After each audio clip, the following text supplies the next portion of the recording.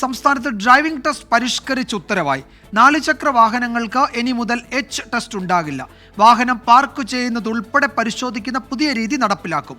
ഒരു motor vehicle ഇൻസ്പെക്ടർക്ക് മുന്നിൽ പ്രതിദിനം 30 പേർക്ക് മാത്രമാണ് ഡ്രൈവിംഗ് ടെസ്റ്റിൽ പങ്കെടുക്കാനാവുക. പരിഷ്കരിച്ച രീതി മെയ് 1 നിലവിൽ വരും.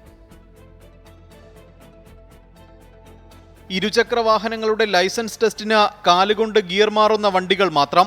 4 ചക്ര വാഹനങ്ങളുടെ ലൈസൻസിന് ഓട്ടോമാറ്റിക് ഗിയറുള്ള വണ്ടി അനുവദിക്കില്ല. ഗ്രൗണ്ട് ടെസ്റ്റിലെ എച്ച് രീതി സമഗ്രമായി പരിഷ്കരിച്ചു. കയറ്റമിറക്കം, വളവും തിരിവുമുള്ള വഴികൾ എന്നിവയിലൂടെ വാഹനം മുന്നോട്ടും പിന്നോട്ടും ഓടിക്കാനുള്ള കഴിവും വ്യത്യസ്ത സാഹചര്യങ്ങളിൽ വാഹനം പാർക്ക് ചെയ്യാനുള്ള കഴിവും പരിശോധിക്കും.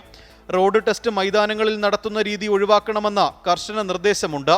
ഡ്രൈവിംഗ് സ്കൂളുകൾ കൊണ്ടുവരുന്ന കാറുകൾക്ക് ഡാഷ് ക്യാമറ നിർബന്ധമാക്കും.